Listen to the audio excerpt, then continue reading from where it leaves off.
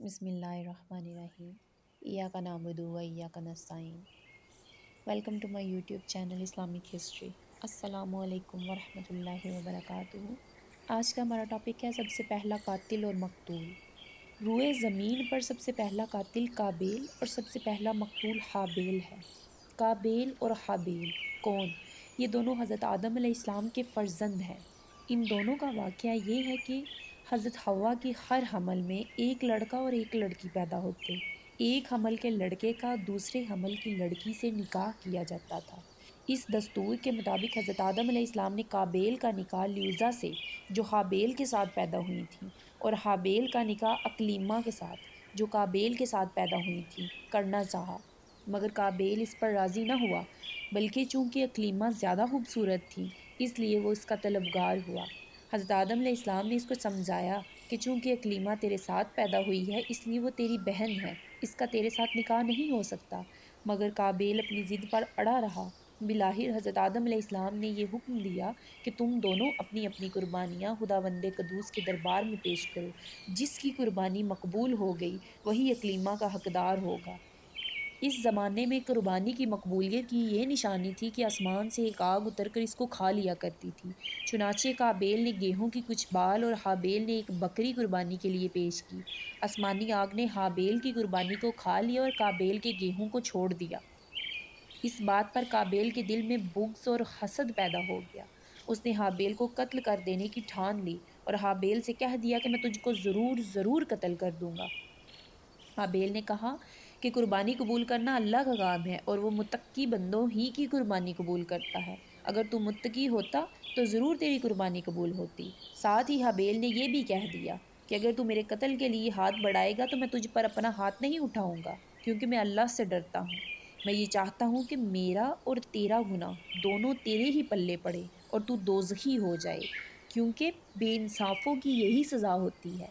پھر آخر قابیل نے اپنے بھائی حابیل کو قتل کر دیا۔ بوقت قتل حابیل کی عمر 20 برس کی تھی اور قتل کا یہ حادثہ مکہ مکرمہ میں جبل سور کے پاس یا جبل ہرا کی گھاٹی میں ہوا، اور بعض کا قول ہے کہ بصرہ میں جس جگہ مسجد اعظم بنی ہوئی ہے، منگل کے دن یہ سانحہ پیش آیا۔ روایت ہے کہ جب حابیل قتل ہو گئے تو 7 دنوں تک زمین میں زلزلہ رہا، چرند پرند اور درندے اضطراب اور بے چینی کی حالت میں رہے۔ قابیل جو بہت ہی گورا اور خوبصورت تھا، بائی کا خون بہاتے ہی اس کا چہرہ بالکل کالا اور بدنما ہو گیا، اور حضرت آدم علیہ السلام کو بے حد رنج اور غم پہنچا، یہاں تک کہ حابیل کے رنج و غم میں 100 برس تک کبھی آپ کو ہنسی نہیں آئی، اور سریانی زبان میں آپ نے حابیل کا مرثیہ کہا، جس کا ترجمہ کچھ یوں ہے: تمام شہروں اور ان کے باشندوں میں تغیر پیدا ہو گیا ہے، اور زمین کا چہرہ غبار آلود اور کبھی ہو گیا، ہر رنگ اور مزہ والی چیز بدل گئی اور گورے چہرے کی رونق کم ہو گئی۔ حضرت آدم علیہ السلام نے شدید غضبناک ہو کر قابیل کو پھٹکار کر اپنے دربار سے نکال دیا، اور وہ بدنصیب اکلیمہ کو ساتھ لے کر یمن کی سرزمین عدن میں چلا گیا۔ وہاں ابلیس اس کے پاس آ کر کہنے لگا کہ حابیل کی قربانی کو آگ نے اس لیے کھایا تھا کہ وہ آگ کی پوجا کرتا تھا، لہٰذا تو بھی ایک آگ کا مندر بنا کر آگ کی پرستش کیا کر۔ چنانچہ قابیل پہلا وہ شخص تھا جس نے آگ کی عبادت کی، اور یہ روئے زمین پر پہلا شخص ہے جس نے اللہ کی نافرمانی کی اور سب سے پہلے زمین پر ناحق قتل کیا، اور یہ پہلا وہ مجرم ہے جو جہنم میں سب سے پہلے ڈالا جائے گا۔ حدیث شریف میں ہے کہ روئے زمین پر قیامت تک جو بھی ناحق قتل کیا جائے گا، قابیل اس میں حصہ دار ہوگا، کیونکہ اسی نے سب سے پہلے قتل کا دستور نکالا۔ اور قابیل کا انجام یہ ہوا کہ اس کے ایک لڑکے نے جو کہ اندھا تھا، اس کو ایک پتھر مار کر قتل کر دیا، اور یہ بدبخت نبی زادہ ہونے کے باوجود آگ کی پرستش کرتے ہوئے کفر اور شرک کی حالت میں اپنے لڑکے کے ہاتھوں سے مارا گیا۔ حابیل کے قتل ہو جانے کے 5 برس بعد حضرت شیز علیہ السلام پیدا ہوئے، جبکہ حضرت آدم علیہ السلام کی عمر شریف 123 برس ہو چکی تھی۔ 130 برس۔ آپ نے اس ہونہار فرزند کا نام شیز رکھا۔ یہ سریانی زبان کا لفظ ہے اور اس کا مطلب ہے اللہ کا عطیہ۔ حضرت آدم علیہ السلام نے 50 صحیفے جو آپ پر نازل ہوئے تھے، حضرت شیز علیہ السلام کو اس کی تعلیم دی اور ان کو اپنا وصی، خلیفہ اور جانشین بنایا۔ ان کی نسل میں خیر و برکت ہونے کی دعائیں مانگی۔ ہمارے حضور خاتم النبیین انہی یعنی حضرت شیز علیہ السلام کی اولاد میں سے۔ اس واقعہ کو قرآن مجید میں اللہ تعالیٰ نے اس طرح بیان کیا۔ سورہ مائدہ کا رکوع 5 آیت 27 سے 31 میں یہ بیان کرتے ہیں، اور اے پیغمبر انہیں پڑھ کر سناؤ آدم کے دونوں بیٹوں کی سچی خبر۔ جب دونوں نے ایک ایک قربانی پیش کی تو ایک کی قبول ہوئی اور دوسرے کی قبول نہ ہوئی، تو وہ بولا میں تجھے قتل کروں گا۔ تو دوسرے نے کہا کہ اللہ اس کی مقبول فرماتا ہے جو متقی ہو۔ اگر تو مجھے قتل کرنے کے لیے اپنا ہاتھ بڑھائے گا تو میں اپنا ہاتھ تجھ پر نہیں بڑھاؤں گا، میں خدا سے ڈرتا ہوں۔ میں تو یہ چاہتا ہوں کہ میرا اور تیرا گناہ دونوں تیرے ہی پلے پڑے۔ تو اس کے نفس نے اس کو بھائی کو قتل کی رغبت دلائی تو وہ اس کو قتل کر کے نقصان اٹھانے والوں میں سے ہو گیا۔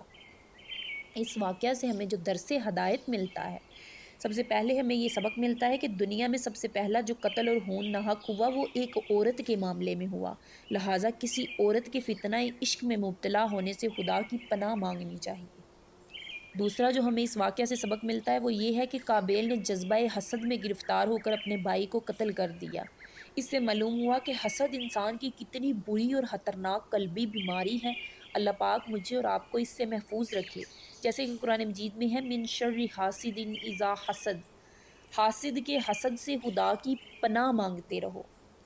تیسرا سبق جو ہمیں اس واقعہ سے ملتا ہے وہ یہ ہے کہ خون ناحق کتنا بڑا جرم عظیم ہے کہ اس جرم کی وجہ سے ایک نبی کا فرزند اپنے باپ حضرت آدم علیہ السلام کے دربار سے راندہ گیا، کفر اور شرک میں مبتلا ہو کر مر گیا، اور قیامت تک ہونے والا ہر خون ناحق میں حصہ دار بن کر عذاب جہنم میں گرفتار رہے گا۔ چوتھا جو سبق ہمیں اس واقعہ سے ملتا ہے وہ یہ ہے کہ جو شخص کوئی برائی یا برا طریقہ ایجاد کرے تو قیامت تک جتنے لوگ اس برے طریقے پر عمل کریں گے سب کے سب گناہ گاروں میں وہ برابر کا شریک اور حصہ دار ہوگا۔ پانچواں سبق جو ہمیں اس واقعہ سے معلوم ہوتا ہے وہ یہ ہے کہ نیکوں کی اولاد کا نیک ہونا کوئی ضروری بات نہیں ہے، نیکوں کی اولاد بری بھی ہو سکتی ہے، کیونکہ حضرت آدم علیہ السلام خدا کے مقدس نبی اور صفی اللہ ہیں، مگر ان کا بیٹا قابیل کتنا خراب ہوا وہ آپ پڑھ چکے ہیں۔ ہمیشہ ہر شخص کو چاہیے کہ فرزند صالح اور نیک اولاد کی دعائیں خدا سے مانگتا رہے۔ اس لیے ہمیں کسی پہ تہمت یہ نہیں لگانی چاہیے کہ فلاں برا ہے تو اس کی اولاد بھی بری ہوگی۔ اللہ تعالیٰ بروں کو اچھی اور اچھوں کو بری اولاد سے بھی نوازتا ہے۔ انسان کو اللہ تعالیٰ نے نفس دیا ہے، لیکن اس کا مطلب یہ نہیں کہ وہ اپنے نفس کی پیروی کرے۔ اللہ نے اسے دو راہیں دی ہیں، ایک صراط مستقیم کی راہ اور ایک غلط راستہ ہوتا ہے جو شیطان جس کی طرف لے کے جاتا ہے۔ ہمیں چاہیے کہ ہم اپنے نفس پہ قابو پا کر صراط مستقیم پر چلیں۔ اللہ پاک مجھے اور آپ کو اس پر عمل کی توفیق دے۔ آمین ثم آمین یا رحمت للعالمین۔